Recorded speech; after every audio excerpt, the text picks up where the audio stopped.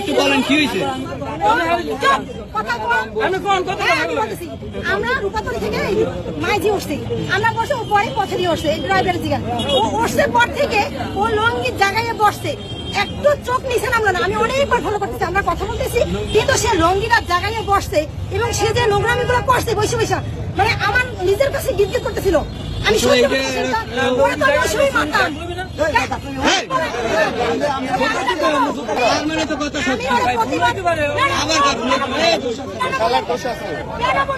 মা বোনরা আমরা সবাই আমাদের সম্মান আছে না, না ওরা শিক্ষা আপনারা দেন। আমি বলি আর 10টা মানুষ যেন নোংরা মানুষ এরকম নোংরামি না করতে পারে, এই জন্য ওরা শিক্ষা দেওয়ার জন্য সবাই শিক্ষা পায়। কথা কও তুই কথা কও